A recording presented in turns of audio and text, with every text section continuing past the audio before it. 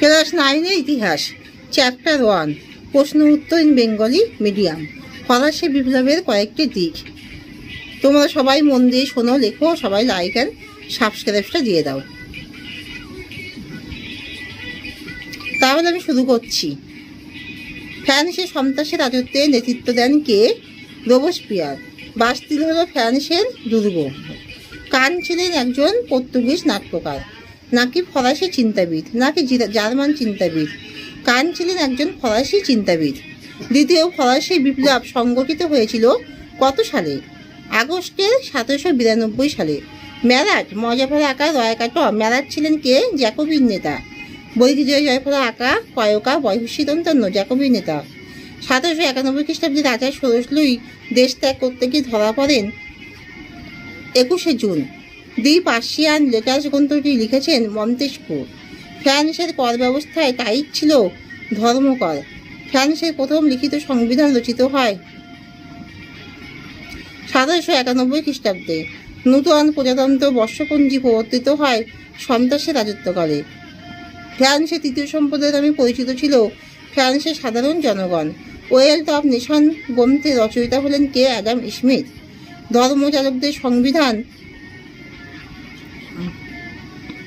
Civil constitution of the clergy 1791 দ্বারা এটা গির্জার উপর থেকে পোপের কর্তৃত্বের অবসান ঘটে। সংবিধান সভার নেতৃত্বে ফ্রান্সের সামন্তপ্রথার অবসান ঘটানো হয় 1789 খ্রিস্টাব্দের কত সালে? 4ই আগস্ট। অভিজাতদের মধ্যে মুখ্য ব্যক্তিদের সভা বা গণ্যমান্যদের পরিষদ আহ্বান করেছিলেন কে? অর্থমন্ত্রী ক্যালন। গজাফর আঁকা লয়কা দন্তান্ন। ফ্রান্সের ইন্টেন্ডেন্টগণ ছিল সরকারি কর্মচারী। ফরাসি সমাজে অধিকারহীন শ্রেণী বলা হতো কাকে? শাহকুলতদের। ফরাসিরা চতুর্দশ লুইয়ের শাসনকাল ছিল 1643 থেকে 1715 খ্রিস্টাব্দে। রাজা ষোড়শ লুই দেশ ত্যাগের উদ্দেশ্যে রওনা দিয়ে ফ্রান্সের যে স্থানে ধরা পড়েন তা হলো ভারেনে। প্রাক বিপ্লব যুগে ফ্রান্সি অর্থরূপ নেকড়ে হলো বিচারকদের বলা হয়।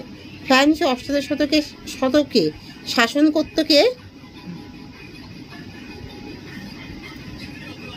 বুর্ববংশ শাসন করত। বুর্ববংশ বয়স্য বয়কা।